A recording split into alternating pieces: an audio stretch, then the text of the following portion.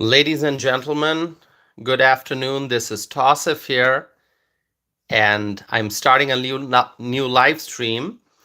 This is 2:13 p.m. here in the Central Time Zone, 2:13 p.m. here in Wisconsin.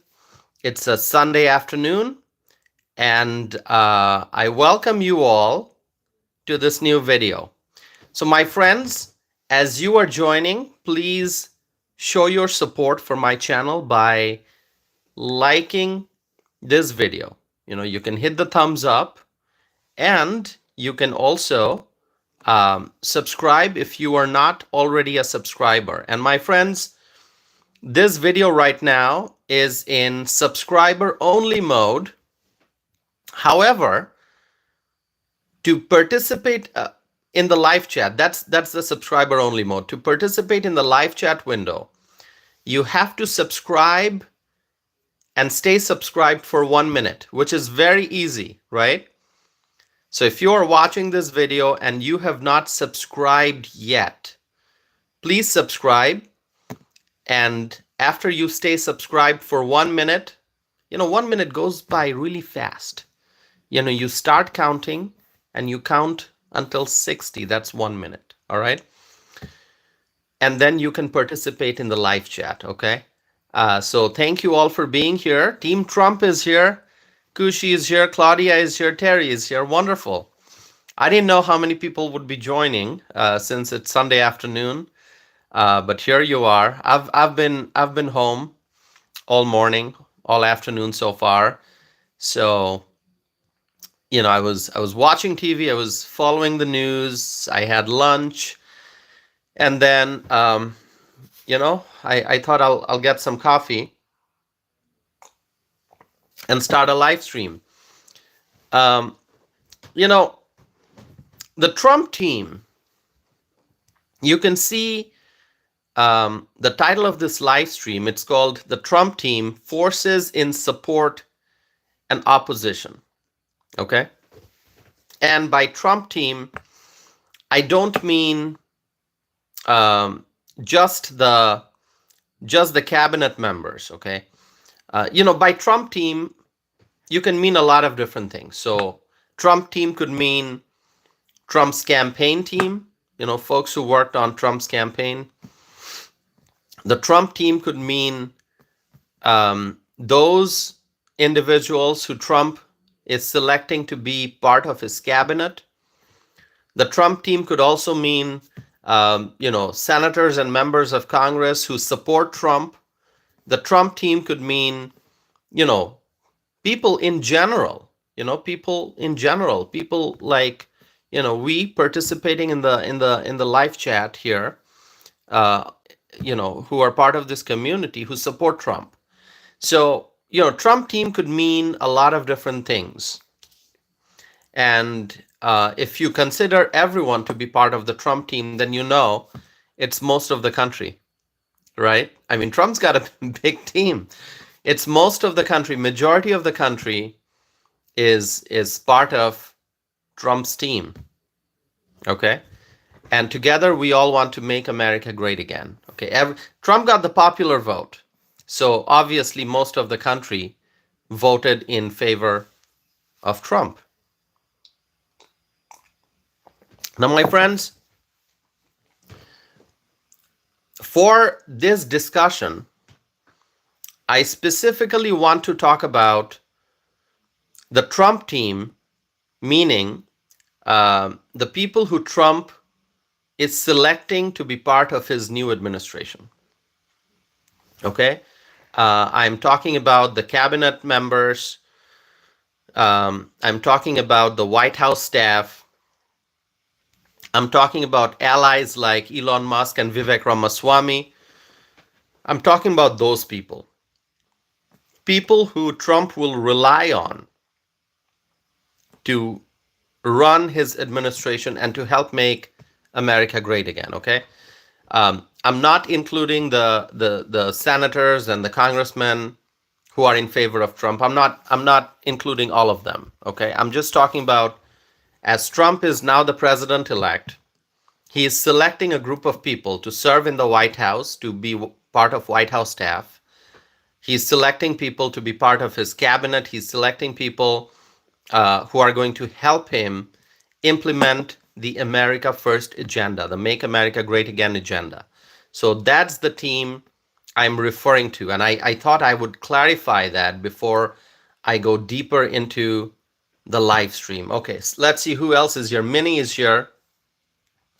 Hello, Minnie. And the others are here. Kushi, Terry, Claudia. Well, my friends, as you are joining, and Team Trump, a viewer named Team Trump is here. I love that, always. As you are joining, please make sure that you also answer the poll question that I have. And the poll question is, do you support President-elect Donald Trump's cabinet nominees? He has not announced the full roster of cabinet nominees yet, but the names that Trump has announced so far, okay, do you support those individuals? Do you support the people who Trump has selected to be part of his cabinet? Okay, Focus is here. Focus, so good to see you. Thank you for being here. I feel like I haven't seen you in a while, Focus. So glad that you're back. Thank you.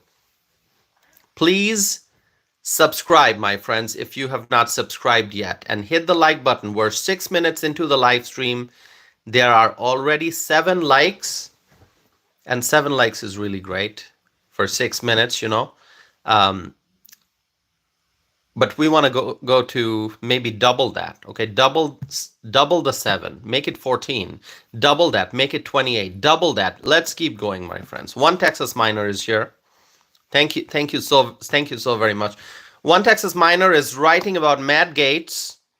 Yeah, I will talk about Matt Gaetz. And you know, thanks for bringing up that point, One Texas Miner. So, as Trump is selecting his team, there are forces who are supporting Trump, and there are forces that are in opposition. And that is what I wish to talk about today. Forces in support and forces in opposition. Freshly, thanks for being here. Good to see you, Freshly. Please, my friends, hit the like button. Let's get to 50 likes. There are 34 people watching this right now. I know the number's going to go up. 43 people watching right now. Let's get more likes, my friends. Support this channel. And those who are here for the first time, or those who have not subscribed yet, okay? If you subscribe and wait for 1 minute, you can participate in the live chat window. So please do that, okay? I would encourage you to subscribe and be a part of the live chat. Join the discussion. My friends, you know, there are a lot of forces opposing Trump. And that is something that's not, I mean, it's not going to shock us too much, right? If you remember when Donald Trump first got elected back in 2016, okay, and he took the oath of office in 2017, January. He got sworn into office. And if you remember, he never had any cooperation from the Democrats. Never had any cooperation, if you remember. Even before Trump officially became the president, okay, even before Trump officially got sworn in, there were people opposing him. There were people opposing him since the day he won the election back in 2016. Okay? And, you know, these people, the Democrats, they were protesting from day one. Okay, by day one, I don't mean day one of Trump in office. Day one means election night and the next day. The next day is day one. Okay? So the Democrats, they made it very, very obvious, and they did it 8 years ago. They made it very, very obvious that they don't like Trump.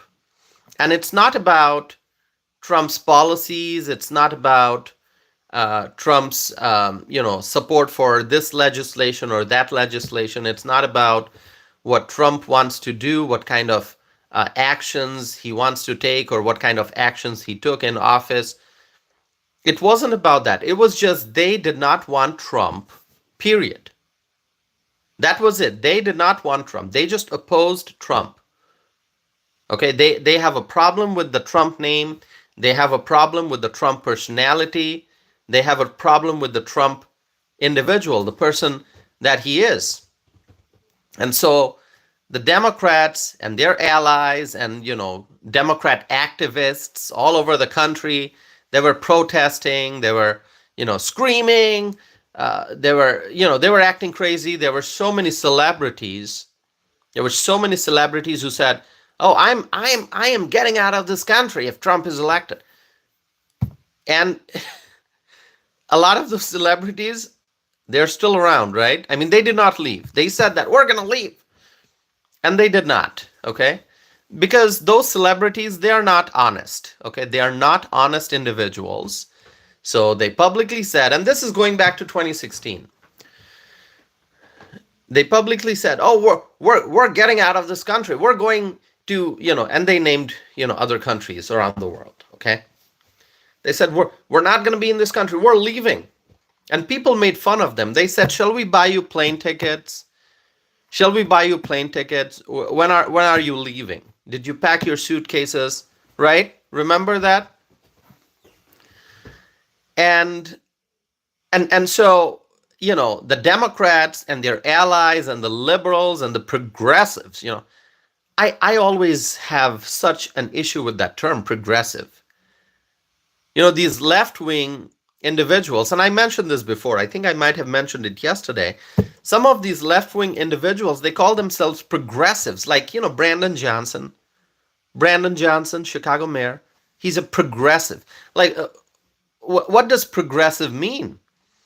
I understand progressive as, when you're making progress, right? When you're making some kind of progress, that's progressive is tied to that word, to progress. But these left-wing individuals, they don't make any progress.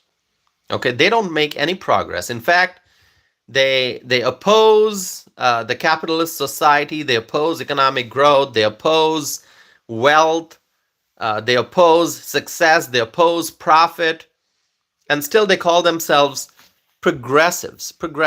I mean, what does that mean? What is progressives? You're trying to drag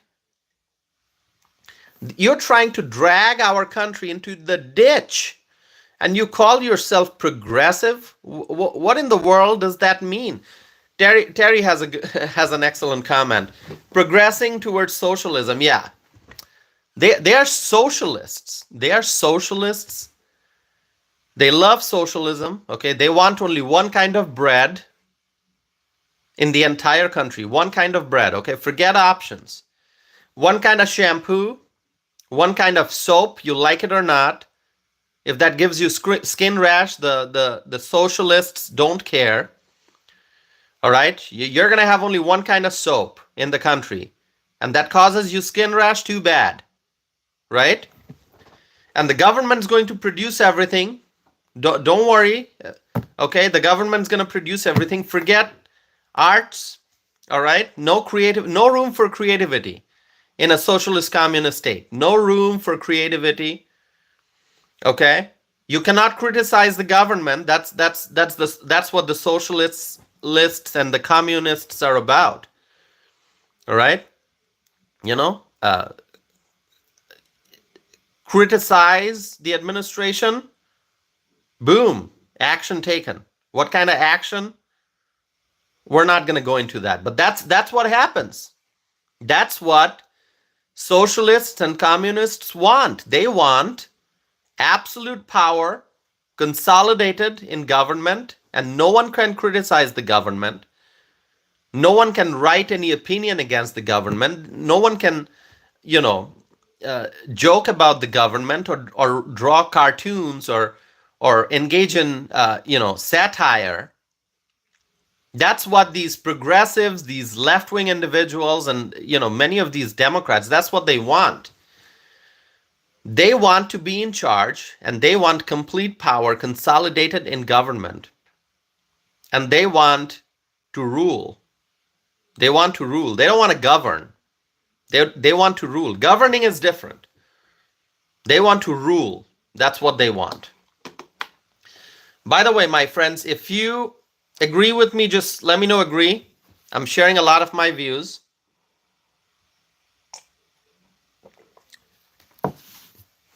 Let me know if you agree with me. Okay? I don't know if there's any socialist watching this. Any Bernie Sanders supporter? Or any Alexandria Ocasio-Cortez supporter here who's watching this? They're probably not going to answer because they don't want to give me that one subscription. Yeah, maybe they are watching and just screaming at home. Yeah, what is this guy talking about?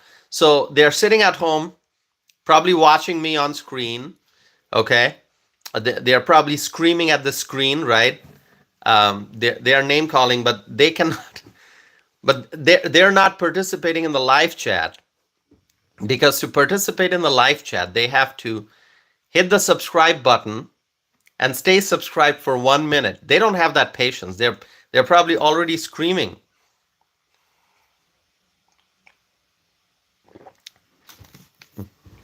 And so, going back to my discussion, these socialists, these lovers of communism, these Democrats, they don't like Trump. That's it, period. There's really no room for discussion. There's no room for dialogue. There's no room for exchange of ideas, exchange of views, right? I mean, what do we usually do when you have a disagreement with someone? Let's say a disagreement with someone who's a part of your friend circle, all right?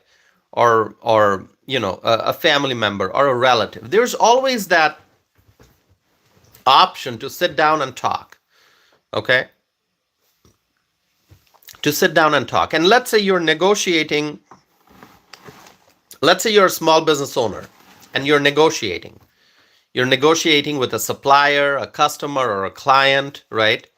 Let's say you produce a product and a customer wants to order like 1,000 units, all right? So the customer comes to you and says, hey, I want 1,000 units, but you got to give me a discount. And you say, no, I can't give you a discount. And the customer says, how about a 10%? And you say, I can't do 10%. How about just 5%? You negotiate, right? You negotiate. Or let's say, a longtime customer, probably there's a dispute. Okay, something happened, something went wrong with the transaction. Now you've got a dispute, but you're not gonna sue each other straight, right? I mean, first you're gonna have to sit down and have a conversation and see if you can resolve things. Okay, so I mean that's what we do. That's what happens in civilized society. We try to resolve differences. We try to find a solution. Okay. And when it comes to sharing political views, there may be differences among siblings, among friends, among coworkers. There may be differences of opinion, but you're not going to ruin your relationship based on differences of opinions, right? You're gonna either engage in constructive dialogue, and maybe you don't still agree with each other, and then say, you know what? We're both Americans. You have the right to, you can believe in your opinions. I'll hold on to my opinions, and we'll get along as siblings, as friends, as relatives, as coworkers. But we won't let disagreements ruin the relationship. Now the Democrats, they don't believe in that stuff. Helen is here. Hello, Helen. Ricky, welcome. Mr. Propos, is it Propos George? I'm sorry if I can't pronounce it. I'll just say Mr. P. How about that? Mr. P is back. Okay. So the Democrats, they don't believe, the far left individuals, They don't believe in dialogue. They don't believe in constructive criticism. They don't believe in exchange of views or ideas. They don't believe in, having a conversation. They don't believe in that stuff. They're just going to oppose, oppose, oppose. If they don't get what they want, they're going to want to destroy everything else. Really. If the Democrats don't get what they want, they are going to destroy. They go into full destructive mode. That's what they do. Karina is here. Hello, Karina. Thank you for being here. Let's see. Okay, Karina, what are you writing, Karina? I'm trying to understand your comments here. So does Karina disagree with me? Is that it, Karina? I don't know. I'm trying to understand. Let's see. Terry says, I agree with Tassif. Thank you, Terry. My friends, please subscribe if you have not done so already. When you subscribe, you can participate in the live chat window. And the live chat window is fun. So the Democrats, they don't engage in dialogue. They don't want to work together. The Republicans, what do we do? When there's a president, when there's a Democrat president, the Republicans still try to find a way to work. Try to find a way to work in a bipartisan fashion. That's what the Republicans do. Turbo is here. Hello, Turbo. Thank you for being here. When the Republicans see that there's a Democrat president, the Republicans try to find a way to work together in a bipartisan fashion, in a collegial fashion. That's what the Republicans do. They find ways to work together. Okay, they try to see what are the things we can agree on. And let's try to find a way to work together. The Republicans are always looking for ways to make real progress by working together in a bipartisan fashion. But the Democrats, they don't believe in bipartisanship. The Democrats, most of these left-wing politicians in Washington, they just want whatever they want. If they don't get what they want, then they go into full destructive mode. And so that's what, hold on, let me fix the camera.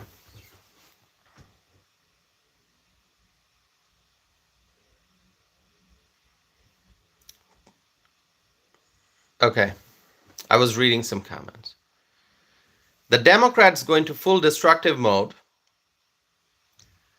And that's what the Democrats did since day one of the Trump presidency, going back to, 2017 when Trump started working as a president. But in 2016, as I said, right after Trump got elected, the Democrats tried to stop him at every step. But Trump continued to work.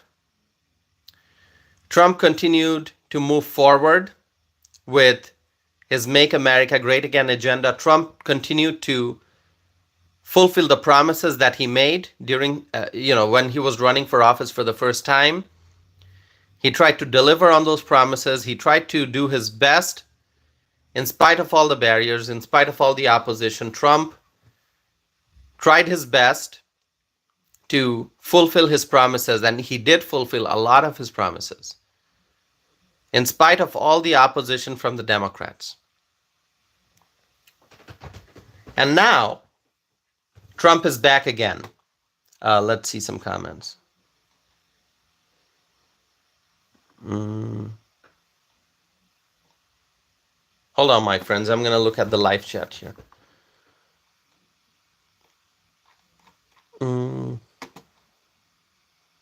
Candy is here. Hello, Candy. Thank you for being here.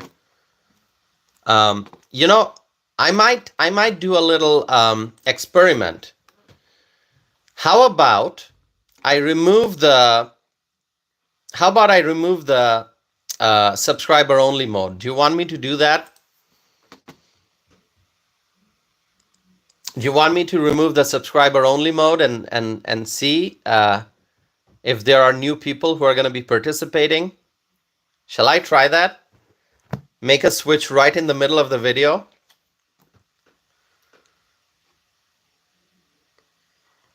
Misty says yes. Richard says yes. Turbo says could try it out. Okay, let's do that. You know, I'm always curious to see if there are people who are not participating just because they don't want to subscribe. Those would be people who oppose my views. All right, let's do that. Okay, so I just opened it up. And I'm curious to see if there are people who are going to now be participating who chose not to subscribe. Let's see that. We're gonna give it a few minutes.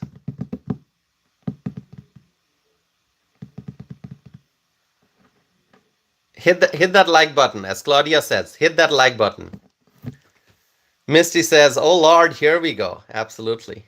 You know, let's see this. It might be fun, or maybe we won't see too many people here. I turned off the subscriber only mode. It should be fun, right?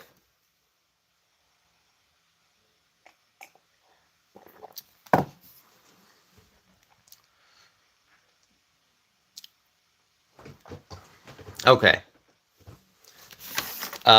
James Nation is saying, do you see Vivek running for governor of Ohio? You know, I'm not sure. I'm not sure. I know Vivek has a new role. He's part of the Department of Government Efficiency, DOGE, right? So I don't, you know, I can't make that prediction. Not right now. We're gonna have to wait and see, because he's gonna be busy for the next 2 years at least. He's gonna be real busy. Okay, so as I was saying, now that Trump is president-elect again,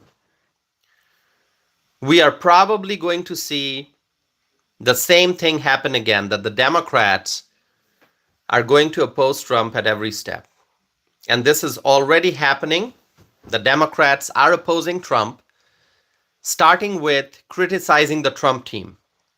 All those individuals who Trump is selecting to be part of his team, the Democrats are already opposing those individuals. I talked about Elizabeth Warren during one of my, I think it was one of my podcast episodes, not a live stream. I talked about Elizabeth Warren and how she is criticizing the people who are Trump allies. By the way, hold on one second, my friends.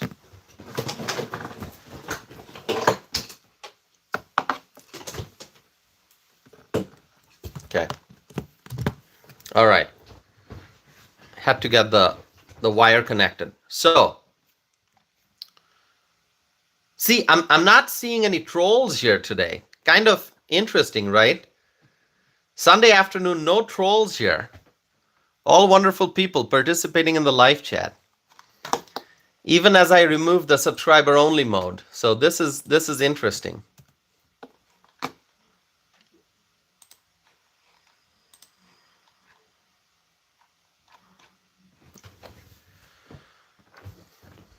And so, going back to the original discussion, Elizabeth Warren is already criticizing the people Donald Trump selected to be part of his team. Okay, she doesn't like the fact that Vivek Ramaswamy and Elon Musk, they are going to be leading the Department of Government Efficiency. Okay, Elizabeth Warren doesn't like that. Okay, she said something in a sarcastic fashion, I think, regarding Elon Musk and Vivek Ramaswamy. And now we are seeing, I think what's going to happen going forward is there's going to be strong opposition, and the intensity of the opposition is going to increase going forward.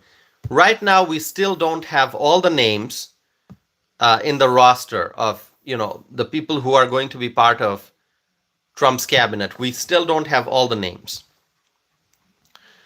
Like, we don't know the Secretary of Education nominee. We don't have that. The Energy Secretary nominee was just named. And there are other positions that are still vacant, and we don't know who Trump will nominate for those positions. And so going forward, as more individuals are named, as more names are added to the roster, as more Trump allies, as we find out about more individuals who Trump will nominate to be part of his core team, his cabinet, we will see intense opposition from the Democrats. Intense opposition. Actually, right before starting this live stream this afternoon, I was watching. Chris Coons was on Fox. Okay, Senator Chris Coons, Democrat. He was on Fox. He was doing an interview. He was talking about.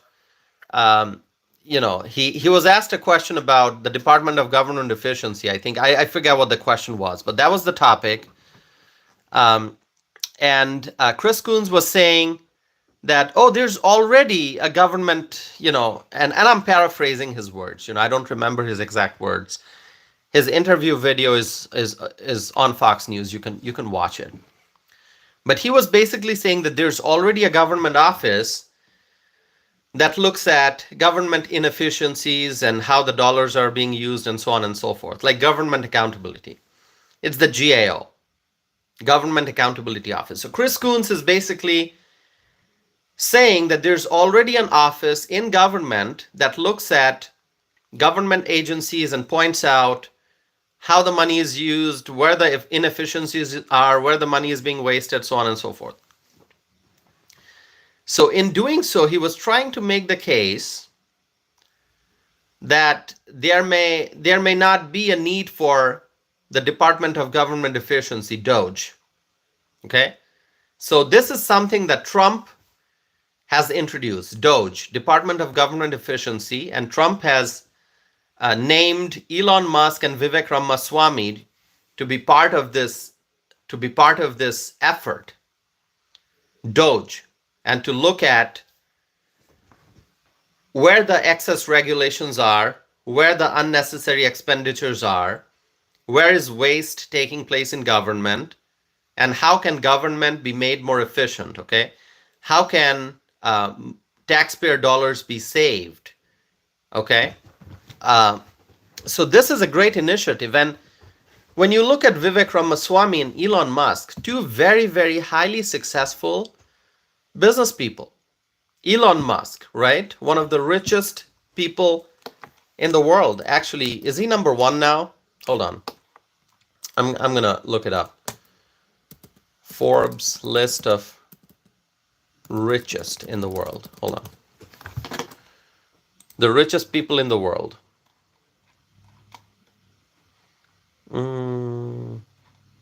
Where is it? Who's the richest? It's Elon Musk, right? Richest people in the world. Let's see. Country, territory, all. Hold on.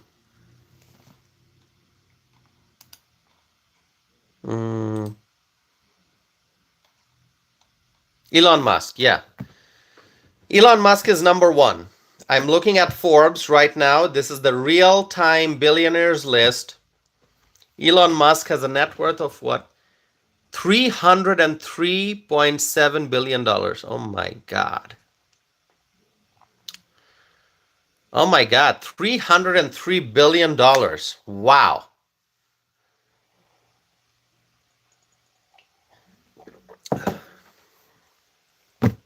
Wow. Number 2 is Larry Ellison. I see number 3 is Jeff Bezos. Number 4 is Mark Zuckerberg. Okay, and the list goes on.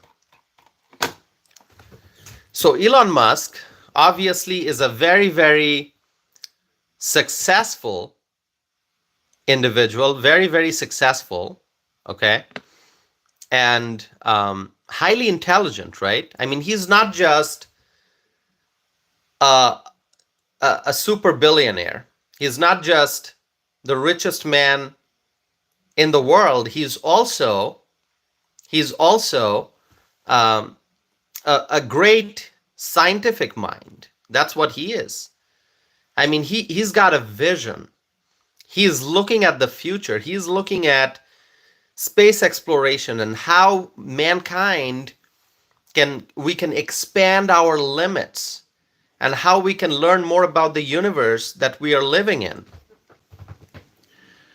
And so Elon Musk, he's an extremely rich man, the richest man in the world. Okay, and there's a significant difference between the number one richest and the number two richest, according to Forbes. Okay, so Elon Musk is 303.7 billion. Larry Ellison is 224.8 billion. Okay, significant difference between Elon Musk and the number two person. Okay, so it's not even close. Okay, it's a big difference.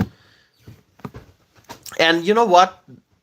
Elon Musk, with what he's doing with Tesla and SpaceX, and how he is helping promote, how he's helping protect free speech, right?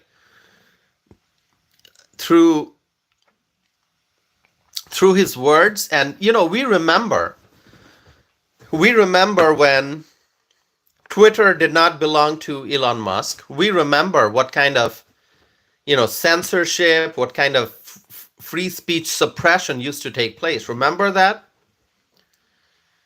But since Elon Musk took over Twitter and turned it into X, things have increased. I mean, things have gotten better significantly. I mean, now people are free to write their comments and to share their thoughts on X without the fear of suppression, without the fear of censorship. I mean, do you agree with it?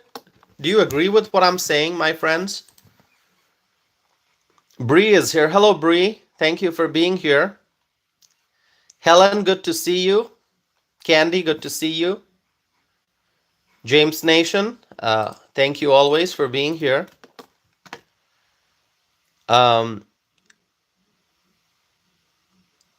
Not too many views this afternoon, and it may just be the issue with the timing. It's a Sunday afternoon, so I don't see a lot of I don't see any trolls here. I don't see any haters watching this right now. I mean, I have not seen any nasty comments so far, which is, I mean, unless I missed something, but I'm not seeing any trolls. So, I mean, that's a good thing. But then a lot of people are not watching this, and it's probably because of the timing. Okay, football games, right? That could be it. That could be it. I think people are watching football. Bree is saying the trolls have become our friends. Okay. Maybe the trolls kept watching the videos and they decided, like, you know what? Whatever Tassif is saying, whatever Tassif's friends are saying in the live chat, things make sense. Okay, so we're gonna stop trolling and we're gonna join the Trump train. Do you think the trolls have joined the Trump train?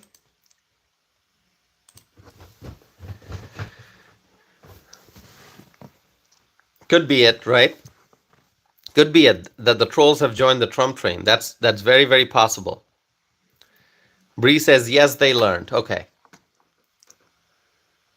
So far, we are 39 minutes into the live stream, and just over 1,200 people have watched this. So 1,200 people, which is a low number. That's okay. After this live stream, this video is going to be available for people to watch. So maybe people will have an opportunity to watch it then. Okay. All right. So we continue to see how the momentum of opposition is building up. The Democrats, each and every day that goes by, each and every day that goes by, the Democrats are increasing their intensity of opposition. They are opposing Donald Trump's selection. They are criticizing Elon Musk. They are criticizing Vivek Ramaswamy. They are criticizing Pete Hegseth. Okay? They are criticizing Tulsi Gabbard. They are criticizing Matt Gaetz. And so we see this cycle starting again. The Democrats, they saw how they got crushed in the November 2024 election, how badly the Democrats have been defeated, how Trump not only won the Electoral College votes, but he also won the popular vote. And so now the Democrats are once again, moving forward with their train of opposition, okay? Their train of criticisms, okay? They're just going to criticize. This is what they're going to do going forward, okay? Now, one thing that some of the Democrats are realizing is that they got badly defeated. So whatever the Democrats did before the election, that formula did not work. The Democrats, they kept blaming Trump for everything. They kept shouting, abortion, abortion, abortion, reproductive rights. That did not work. The Democrats called Donald Trump different kinds of names. The Democrats called us garbage, us the Trump supporters. The Democrats called us garbage. Biden called us garbage. And the Democrats, they said some very nasty things about Donald Trump's rally at Madison Square Garden.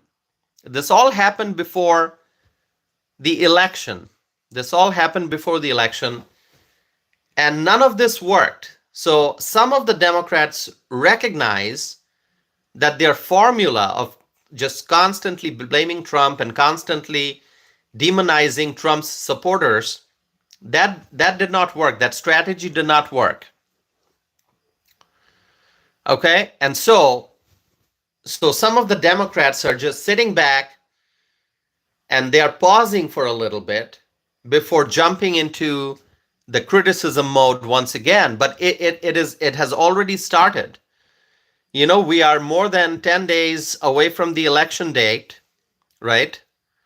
Election was on November 5th. This is November 17th. So 12 days.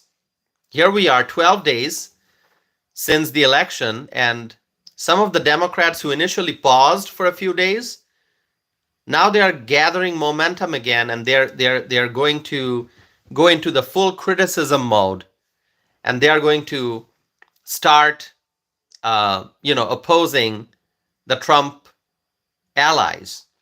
It's already happening.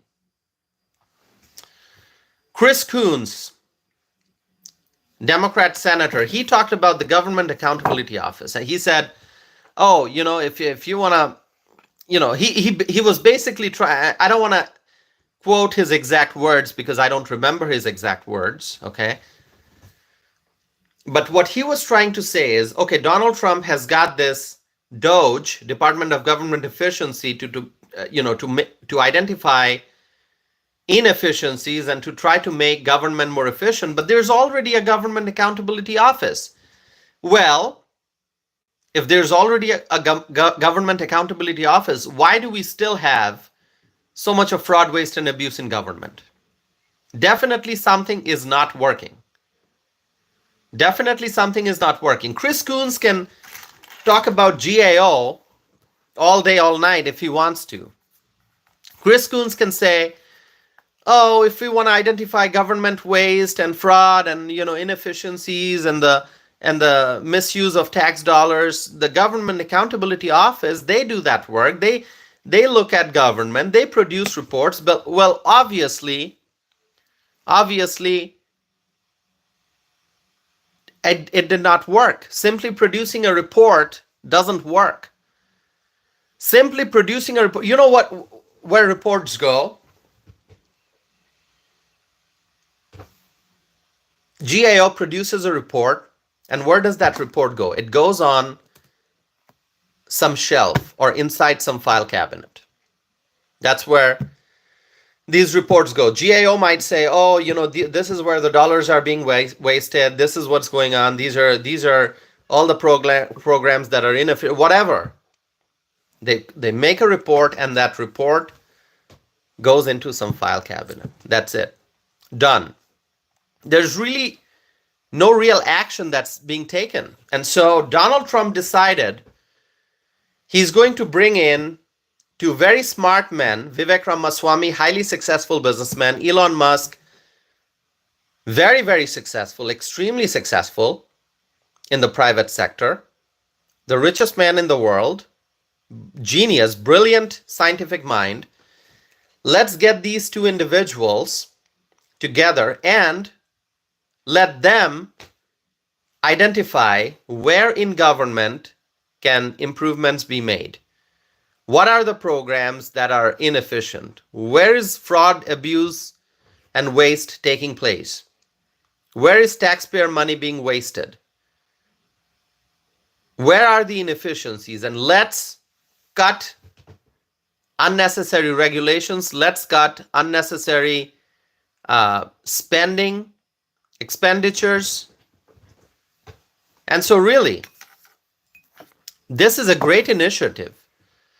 But you can see how no matter what Trump tries to do, there's going to be opposition, no matter what he tries to do.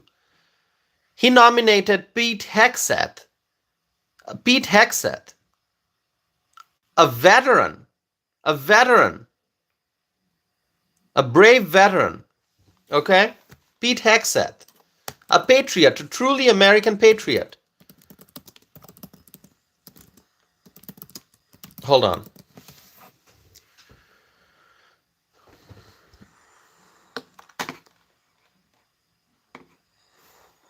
Okay, I had to change the screen here. Pete Hegseth is a decorated veteran. He's a patriot. He served overseas. He served in the military. And Trump chose Pete Hegseth to be the head of the Department of Defense. And the Democrats don't like that. The Democrats don't like that. The Democrats are calling him a Fox News weekend host. Yes, he was a Fox News weekend host. He did a great job of being a host. Hold on one second, my friends.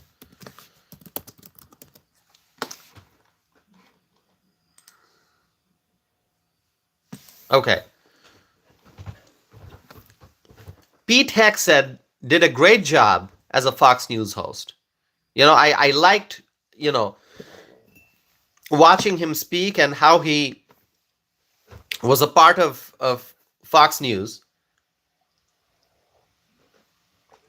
And he's a decorated veteran. He served his country. But the Democrats don't like that. You know what the Democrats like? The Democrats like big establishment figures. The Democrats like the Lloyd Austin guy. All right? Okay, yeah, Lloyd Austin, very, very senior,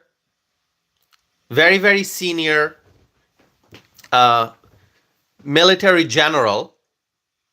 But we have seen that having those big military general figures, what improvements actually took place? What improvements actually took place when you have, big establishment figures? Yes, it's business as usual. It's business as usual. Okay? Uh, you can have a military general lead the Department of Defense, but are you going to see any real change? That's the question. Are you going to see any real change? That's the thing. Having establishment figures, that has been the norm. You can have a high-ranking military general. We thank them for their service, definitely. But to actually bring about real change in government, you need young and energetic people. You need young and energetic people. So during Trump's first term, he had James Mattis, another big military figure, but an establishment figure. James Mattis, okay? And Trump was not happy with James Mattis. He selected James Mattis, but then he realized that's not the right person for the job. And we saw in the Biden administration, we saw Lloyd Austin. Okay? Definitely we thank them for their service. We thank them for their service to the country. They served in the military. But when you have a figure like that leading a big government agency which is in desperate need for change and improvement, having those establishment figures will not work. And that's why Trump has decided that it is time for new blood. It is time for new generation. It's time for the younger people to be in charge. Not young as in like a 25-year-old, but somebody in his 40s. And that's why Trump chose Pete Hegseth. And Pete Hegseth has a record of excellent service in the military. And so he definitely is somebody, who truly cares about the United States of America, and he's a patriot. And then you look at Tulsi Gabbard. She's also fairly young. Tulsi Gabbard, she has been selected for the Department of, for the position of the Director of National Intelligence. But the Democrats don't like that either. Debbie Wasserman Schultz criticized Tulsi Gabbard, not just criticized, she said something very negative about Tulsi Gabbard. Did you see that? Debbie Wasserman Schultz, what she said about Tulsi Gabbard, I don't want to repeat that. I am not going to repeat that. I'm not going to repeat that. But Debbie Wasserman Schultz said something very negative about Tulsi Gabbard, and that is wrong. That is wrong. Tulsi Gabbard, I have met her more than once, and she's a patriot. She is also in the military. And so Tulsi Gabbard is going to do great, I believe, as the Director of National Intelligence.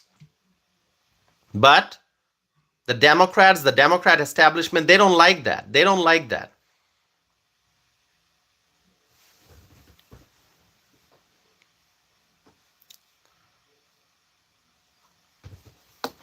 Hold on, my friends. So, my friends, I'm trying to tell you that having establishment figures in the cabinet, it doesn't always work. For Trump, having James Mattis, once again, we thank James Mattis for his service to the country, but having him at the head of the Department of Defense, obviously Trump was not happy with the performance, which is why Trump needed to make change. Lloyd Austin. We thank Lloyd Austin for his service to the country, but obviously having an establishment figure leading the Department of Defense, it's not going to lead to real change. It's not going to lead to drastic improvement. When you have establishment figures, it's business as usual. And so Trump is trying to bring in new energy. He's selecting younger people. Pete Hegseth, Tulsi Gabbard. He selected Lee Zeldin for energy department. Who else? Let's see. Ellie Stefanik, fairly young, for UN ambassador.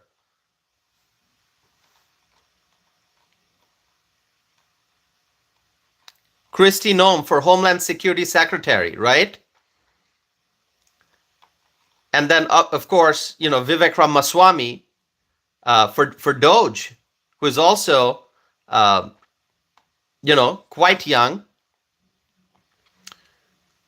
So, my friends, I want to ask you,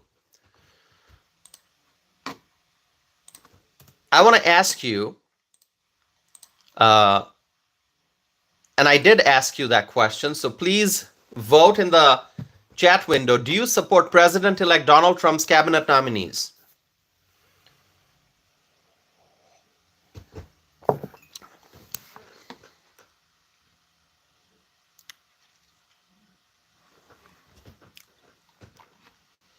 "73 votes and 73% saying yes, 27% saying no." All right.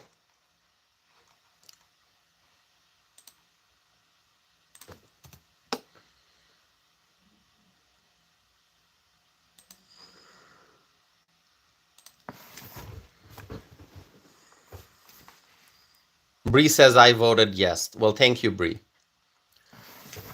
So my main point for this live stream really is Trump is forming his team, his cabinet positions, his White House staff. He has allies. He's selecting the right people for the right positions. And there are forces in opposition. But there are also many forces in support. The Republicans in the House and in the Senate in Washington, you are hearing from them also how many Republicans are praising Donald Trump's choices. There are people out there, in various Republican circles in different states who are praising Donald Trump's choices. The American people in general, they're very happy with Donald Trump's choices. Overall, people are supportive of Donald Trump's choices. Dana is here. Hello, Dana. AC Cruz is here. And so, my friends, I think that a president has the right to select his team. The president has the right to select his team. Now, any given individual may not like each and every person on Trump's team, but we must keep in mind that a president has the right to select his team. Okay, he has to select a pretty large team. And if you are looking at 20 selections, you may like 19 people or 18 people. Maybe one of them you don't like, maybe somebody else you kind of like, but not so much. You don't have to like the entire Trump team. But we have to support our president. And so far, the people who Trump selected for his team, if you ask me, I think they are going to do a great job. That is my opinion. But what I'm telling you, if you see one name or two names or three names of people you don't like so much, try to understand Trump is selecting the people who can get the job done. Who can get the job done. He has to select the right people who can get the job done. So you may not agree with 100% of his choices, but he has the right to select the people that he needs to get the job done. And what's the job? To implement the America First agenda, to make America great again. You have to select the right people with the right skills, with the right experience, with the right passion. People with patriotism. Trump could have selected,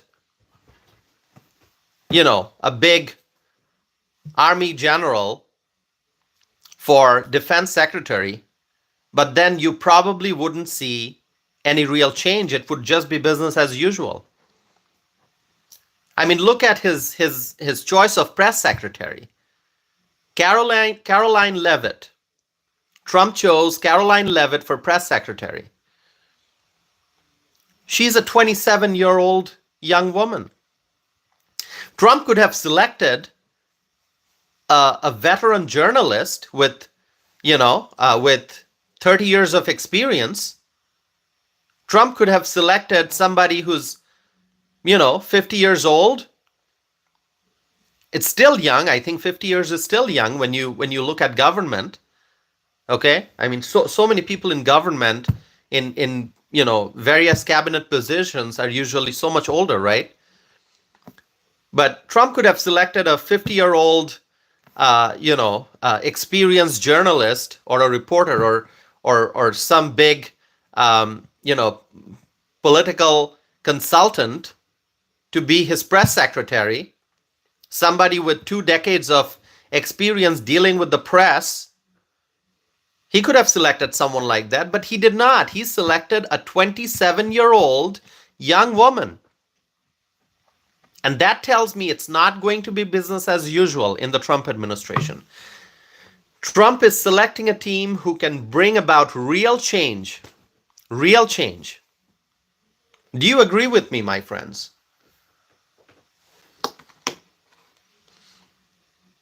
Do you agree with me?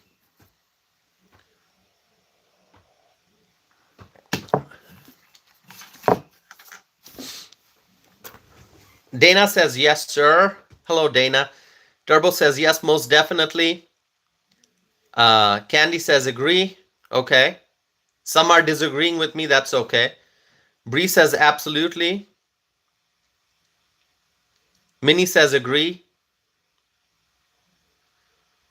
My friend Terry says, agree. Well, Terry is very happy, right, Terry? Terry from South Dakota. Terry's governor just got selected to lead the Homeland Security Department.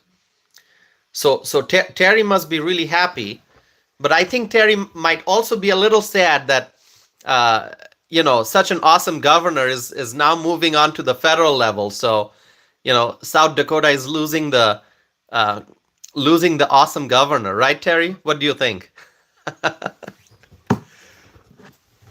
Well, I'm sure South Dakota will have another great governor. Terry is saying, I'm losing my gov. Yes, Terry. You're losing your governor, but your governor is going to do great things. Your governor, Terry, your governor is going to be a part of history as she is going to secure the border. She is going to lead the Department of Homeland Security, and she is going to secure the southern border. Okay? Kristi Noem is going to help make America great again, right?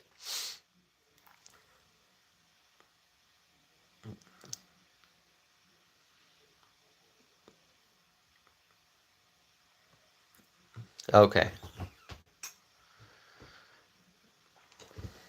Misty says, I think this cabinet is going to do awesome things for us Americans. AC has a good point. AC Cruz is writing, Tren de Aragua's be gone. The vicious transnational gang, the migrant gang, the gang of illegal immigrants, Tren de Aragua, they are done, okay? Because Tom Homan's coming, okay? Kristi Noem's coming, and Tren de Aragua, oh, they're gonna run and hide. They're Their days are coming to an end. Tren de Aragua. Okay? Violent people, violent gang members, okay? They are in big trouble, all right? And the American people living in Aurora, living in Denver, they are going to celebrate when Tom Homan and Kristi Noem, they come, they take action against Tren de Aragua, okay? It's going to be great. It's going to be great, okay? Aurora will be free once again. Denver will be free once again. Chicago will be free once again. Okay? Wait for ICE. Wait for those raids. Oh my God. I am so excited. Wait for those ICE raids to take place. Immigration and Customs Enforcement. All right? I am eagerly waiting for the news of ICE raids, okay? In sanctuary cities. It's going to be real awesome. Who wants to see ICE raids? Do you want to see ICE raids? Say ICE raids. It's going to be awesome.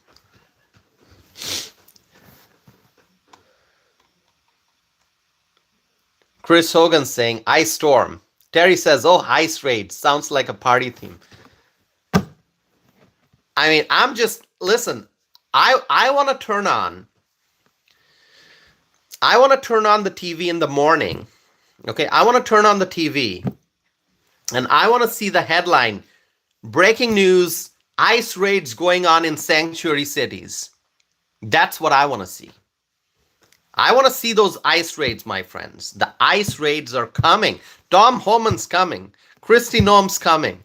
It's going to be awesome. All right? Make America great again. Secure the border.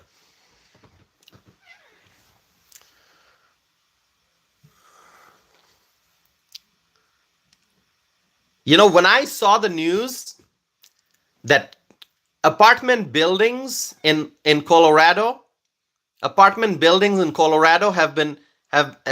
being taken over by Tren de Aragua, it is so heartbreaking. Apartment buildings in Colorado taken over by Tren de Aragua. But you know what?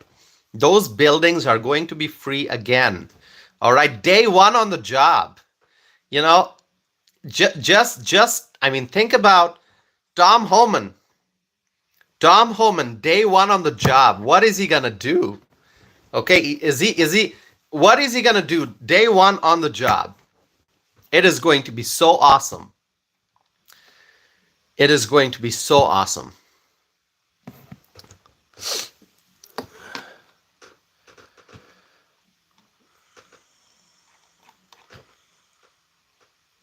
Candy is writing, our people will be safe. Absolutely. Our people will be safe once again. The Americans will be safe once again. My friends, we are 1 hour and 8 minutes into the live stream. So far, 2,400 people have tuned in for the stream. Low number, that's fine. I hope people watch the replay. The number's low just because it's Sunday afternoon, okay?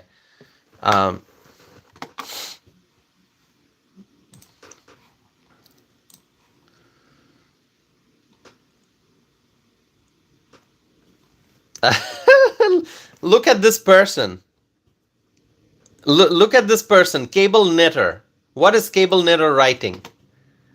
Look at the comment that Cable Knitter is writing. Ignorant individual comments, right? Ignorant comments. I mean, look at what Cable Knitter is writing. Unbelievable.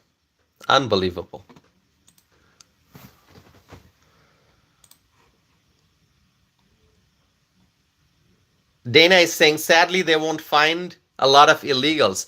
You know what? The illegals are probably on their way out.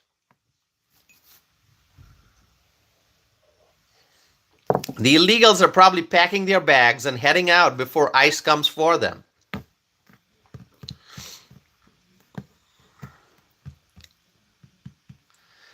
Tony, where do you get these where do you get your information from, Tony? Where do you get your information from? I mean, look at Tony's comment saying naturalized citizens will be deported. I mean, really? Really? Listen, Trump has nothing to do with Project 2025. I have not read Project 2025. I don't know what's in it. Tony, if you have read it, okay, why don't you write a research paper on it, okay? Summarize it for us, Tony, okay? But really, Trump has nothing to do with Project 2025, okay? I mean, listen, hold on. Give me 1 second. Trump has nothing to do with Project 2025. Trump is all about America First policy, make America great again. And I don't know where people get their information from. You're writing Project 2025. What is that? I don't know what it is, okay? I hear about it. I have not read it. So I don't know what it's about. Okay?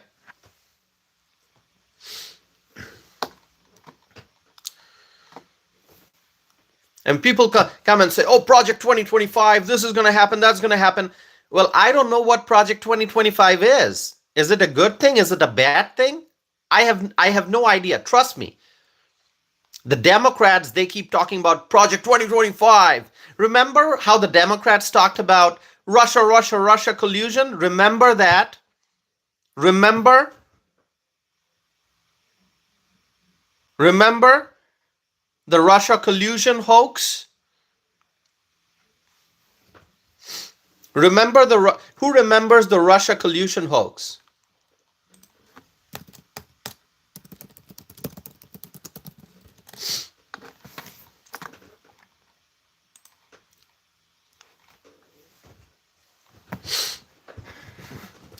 You know, this is what the Democrats do.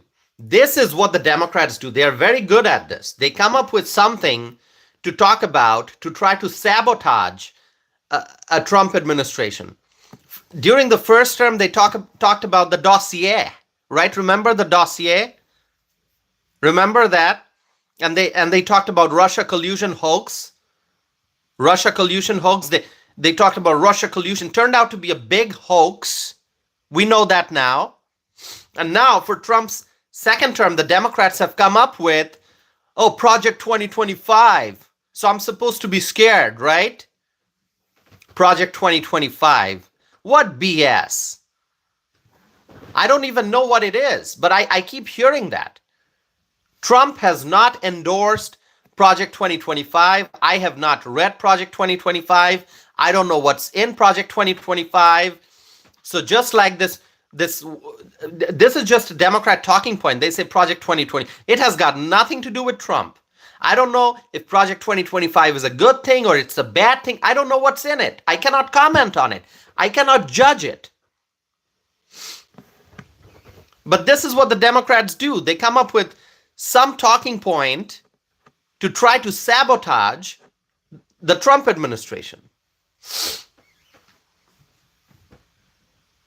Tony says, I read, try it. No, I don't want to read it. You know, listen, Tony, I've got more books than I can read. You know how many books I have? I've got so many books right here, okay? I wish I could turn the camera and show it to you. I have so many books here. I can't even finish reading all of this. I've got English literature, I've got autobiographies written by famous people, I've got books on medicine, although I'm not a doctor, but I have books on medicine. I have books on various literature in translation from different parts of the world. I've got poetry books, I've got ancient Roman and Greek mythology. I've got books written by all different famous people like Bill O'Reilly and Judge Jeanine and different Nobel Prize winning books. I've got books by books written by George Bush. I've got books written by book by Donald Trump. I've got all these books. I've got books by uh, famous economists. I've got so many books right here. Okay, why do I? If I want to read something, I've been wanting to read this book. Okay, I've been wanting to read Tulsi Gabbard's book, and I just haven't found the time to complete this. And I've got so many other great books right here, right here. If I want to spend time reading something relaxing, you know what I'm going to read? I'm going to read modern poems. Yeah, I'm going to read modern poems right here. Right here, okay? And I can read Bertrand Russell. You know Bertrand Russell? Do you know who Bertrand Russell is? Philosophical essays. Yeah, if you have a chance, if you like philosophy, read Bertrand Russell. Okay, I love reading. I love reading John Keats. You love John Keats selected poems? Okay, my favorite poet, John Keats. Okay, listen. If I want to read more books, I can read this again. I've read it once. I think I've read it twice. I can read it maybe a third time. Virginia Woolf, Mrs. Dalloway, one of the finest books written ever, in my opinion. I've read this one. I've read this one twice. Okay? Maybe thrice. I don't remember. J.M. Coetzee, Waiting for the Barbarians, won the Nobel Prize, so I can read that. More philosophy books. Here. The Dream of Reason. Okay? Do you want to read this? Who likes my books? Who likes the books I'm reading? Okay. Ernest Hemingway. I showed this before, I think. Okay? Hold on. And if you are thinking about reading something relaxing, like let's say you like fairy tale, you can read this, Hans Christian Andersen. Hans Christian Andersen, okay? See? Hans Christian Andersen, Stories and Tales. Look at this. Look at this. Look at what I have here. The Norton Anthology of English Literature. I can read that. Okay? Look, a great book. If you want to read something, read this. Martin Luther King. Okay? I got more.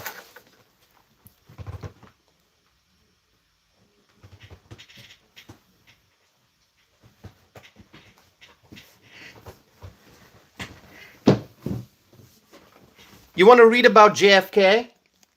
Read this. Read about JFK right here.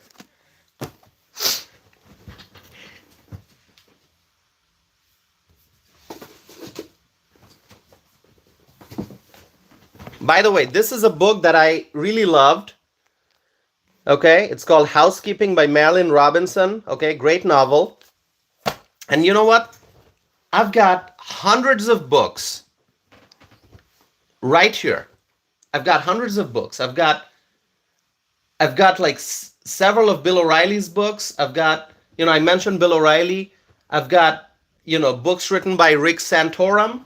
Okay, Santorum wrote that Blue Collar Conservatives. I've read that. And so many, like I've books by Newt Gingrich. Newt Gingrich, writes great books. I have so many. I don't want to read Project 2025. Okay? I don't want to I don't want to read Project 2025. It is my decision. I'm not going to read it.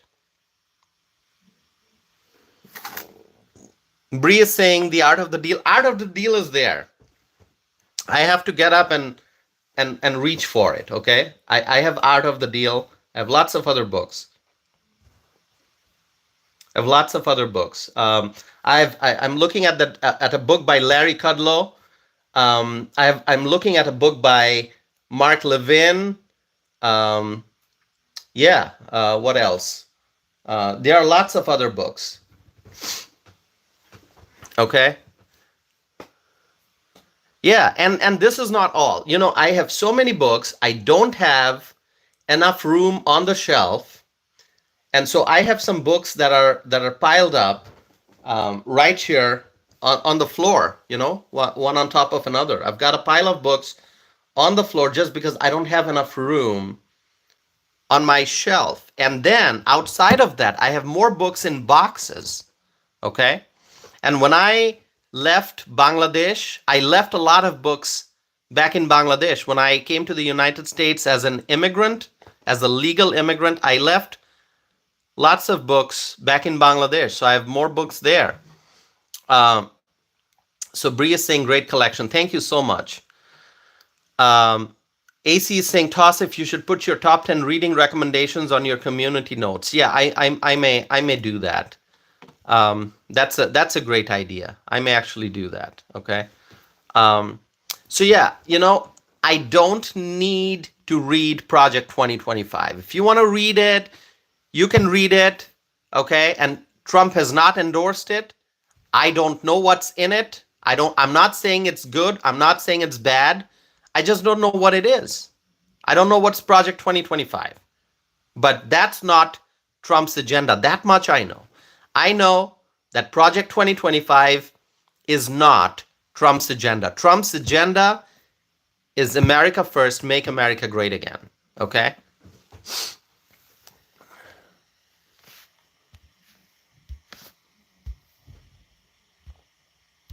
All right, my friends. Let's see. Auditron is writing immigrant alert. What is that? Immigrant alert. Okay. Yeah, if you want to send me some book recommendations, please feel free to do that, okay? Please feel free to send me some book recommendations, okay? All right. All right, my friends. So as I was saying, yeah, Turbo is saying Trump is not shy. Exactly. If Trump supports something, he'll tell you what he supports. When Trump said mass deportations, well, that's something Trump clearly supports. He said mass deportations, right? Biggest deportation project in history. He said that, right? So he's not shy. He's not someone who sugarcoats stuff. No, he doesn't sugarcoat anything. Okay?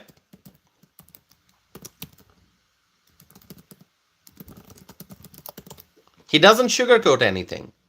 So if Trump supports something, he'll make it public. He'll say it out loud. Yeah. So going back to the original discussion, my friends, we are going to continue to see how the Democrats will try to throw more criticisms out there regarding the Trump team. Okay, that's what the Democrats are going to do. That's what the Democrats are going to do. They're going to criticize, and their criticisms will gain intensity going forward. But you know what? The country stands with Trump. The country stands with Trump. And my friends, that's why I asked this question in this live chat. Do you support President-elect Donald Trump's cabinet nominees? 99 people voted so far, and 70% said yes. So I asked this question about the cabinet nominees. But the Trump team is bigger than the cabinet. Okay, there are many people who are not going to be part of the cabinet, but they are going to be part of Trump's team. And so, my friends, here's what I'll tell you. Trump is going to select his team. You may agree with most of them. You may like and support most of them. There may be a few individuals who you are not very excited about, but you have to look at the greater picture.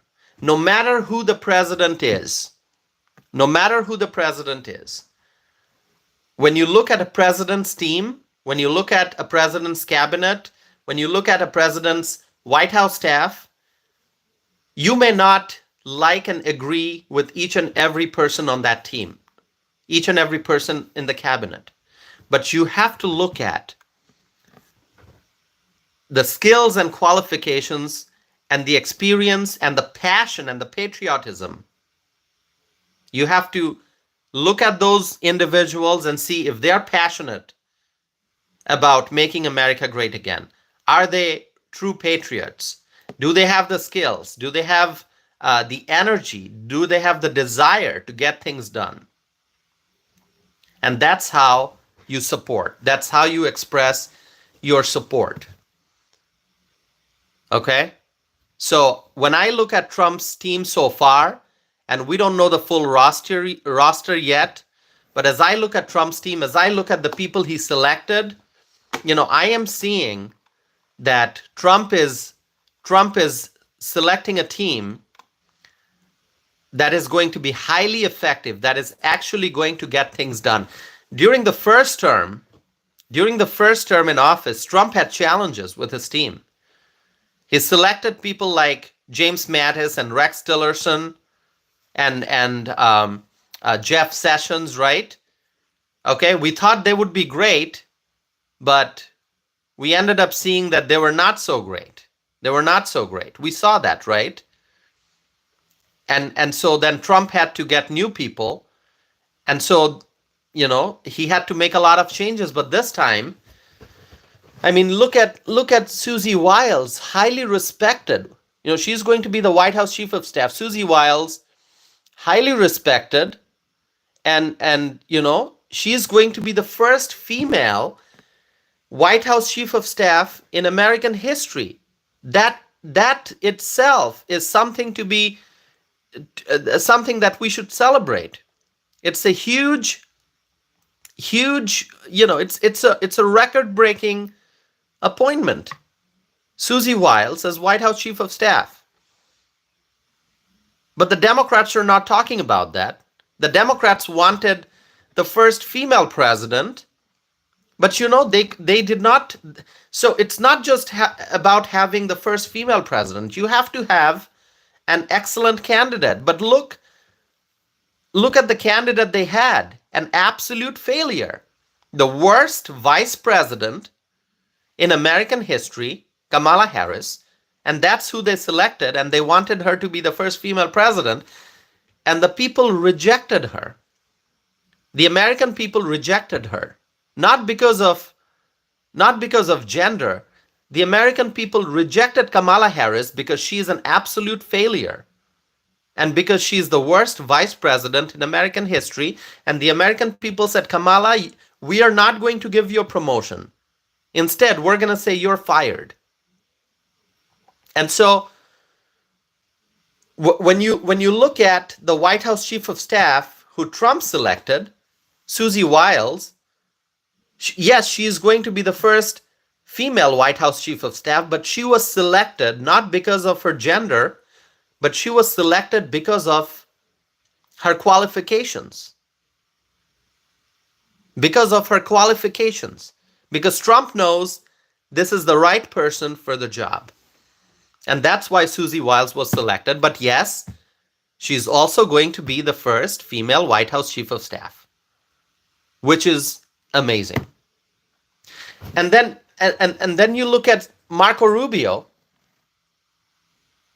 Marco Rubio, highly respected. You may not agree with everything that Marco Rubio did in the Senate. Maybe there are legislation that Rubio supported, which you and I will disagree with. That's okay. You don't have to agree 100% with somebody. You have to see whether the person can get the job done. Can Marco Rubio be an effective representative representing the United States in meetings with foreign leaders, Secretary of State? He's going to be interacting with world leaders a lot. Can he get the job done? I think his personality is nice. He's always got a smile on his face most of the time. Maybe not always, most of the time. People like him. So, and he's fairly young, okay? He's fairly young. I mean, yeah, he's not like in his 30s or 40s, but he's young in terms of, when you look at the age of people working in government, he's young in that sense. I mean, how old is he? He's like, I think he's 53. That's still pretty young. And then you look at um, then you look at Ellie Stefanik, highly respected, a strong Trump ally, congresswoman from New York. She can get the job done as the U.S. ambassador to the UN. Dana saw my Facebook post with Tulsi Gabbard. Dana, like that post on Facebook. Like that post, Dana. Thank you so much. I appreciate that. Okay. All right. And then Pete Hegseth. I already talked about Pete Hegseth. I think he's going to do great. The Democrats are going to say, oh, he's just a Fox News host. But, being a Fox News host, it's not easy. You have to have a great personality. You have to be great on camera. You have to speak really well. You have to be able to say the right things and the right words at the right time. So Pete Hegseth, as the defense secretary, I think he's going to be great. I mean, yeah, once again, do you want somebody like James Mattis, a senior military leader? Do you want somebody like Lloyd Austin, a senior military leader? Once again, I thank James Mattis for his service to our country. I thank Lloyd Austin for his service to our country. But once again, having an establishment figure run a department, it's just going to be business as usual. The American people demand drastic improvement. The American people demand major changes. And major changes can only take place when you have young energy, young people like Pete Hegseth run a department like the Defense Department. And then Kristi Noem. I always praise Kristi Noem. Look at Kristi Noem. Tulsi Gabbard, already mentioned Tulsi Gabbard. Lee Zeldin, I mentioned Lee Zeldin. Vivek Ramaswamy obviously is going to help Trump, identify agencies and departments where there's fraud, waste, and abuse. Stephen Miller is going to be Deputy Chief of Staff for Policy and Homeland Security Advisor, also fairly young. Caroline Leavitt, Press Secretary, also young. Great. But then, listen, the Democrats, see, this is something I'll tell you. The Democrats will criticize no matter who Trump selects, whatever the age. Because look, Trump also selected Robert F. Kennedy Jr. for HHS Secretary, for Health and Human Services Secretary. And who's Robert F. Kennedy Jr.? He comes from a family of Democrats. He used to be a Democrat himself for many, many years. He's the nephew of former Democrat President JFK. He's the son of former Attorney General and Senator RFK Sr. He's RFK Jr. And RFK Jr. comes from a family of Democrats. Kennedy is a very high profile, in fact, one of the biggest, perhaps the biggest name in politics on the Democratic side, Kennedy. That is the biggest name in Democrat politics when you think about it. And this Kennedy, RFK Jr., Robert F. Kennedy Jr., he left the Democrat Party and he is now a nominee. He has been nominated to be the Secretary of Health and Human Services. And even with a nomination like that, the Democrats have an issue. The Democrats are also opposing RFK Jr.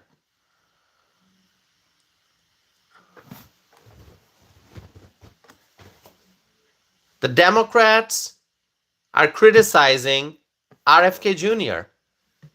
And he's not a young guy. With Pete Hegseth, the Democrats can say, "Oh, he's not experienced. He's too young." What about RFK Jr.? He comes from a political family. He is very successful. He is very educated, knowledgeable, very experienced. and he's a former Democrat. So why are the Democrats opposing RFK Jr.? See, I had the great honor of meeting RFK Jr. I had the great honor of meeting RFK Jr. And I don't know, some of you may have seen my mother's photo with RFK Jr. Did anyone see that? Have you seen my mother's picture with RFK Jr.? You'll find it on my Facebook. If you go scroll through it, you can see it. So, my friends, what I'll tell you is that Trump is forming his team, and the Democrats are strongly opposing his team. They are coming up with whatever talking points they can find to oppose Trump's team. But then there are forces in support of Trump's team. The American people support Trump's team. Conservative Republicans in Washington support Trump's team. People who want to see real change, people who want to make America great again, they support Trump's team.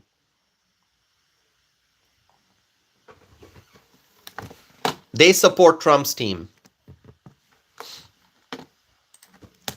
I'm going to write this. We, the people, support Trump's team. Repeat this if you agree with me, my friends. We, the people, support Trump's team. Absolutely. So, my friends, going forward, I think it's going to be great. Once Trump has announced the names of all the people who are going to be part of his cabinet, it's going to be great, I think. And the Democrats will continue opposing, but we the people and conservative Republicans in Washington and freedom-loving people in general support Trump's team. Absolutely. So my friends, with that, I'm going to conclude this live stream. But before that, let me end the poll here. Okay. The question I asked is, do you support President-elect Donald Trump's cabinet nominees? Okay. Let me end this. 112 votes. 112 votes, 70% in support, 29 in opposition. So out of the 112 people who voted, 70% said, yes, I support President-elect Donald Trump's cabinet nominees. Thank you so very much. Overwhelming support, my friends. My friend Terry is writing, supporting Trump's team. Absolutely. We, the freedom-loving people, we support Trump's team. So my friends, thank you for joining me on a Sunday afternoon. I appreciate it. We didn't have as many viewers this time, but that's okay. I understand football is taking place, so a lot of people watching football, that's okay. But I hope that people will watch the replay, okay? Sunday is popular for football. So thank you so very much, my friends. I appreciate it. And, we're going to keep supporting Donald J. Trump. We're going to keep supporting his team. And we're going to keep supporting the America First agenda. And together, we will make America great again. So, my friends, thank you so very much. Thank you for joining. And I will be back again soon. So stay tuned for more videos. Thank you.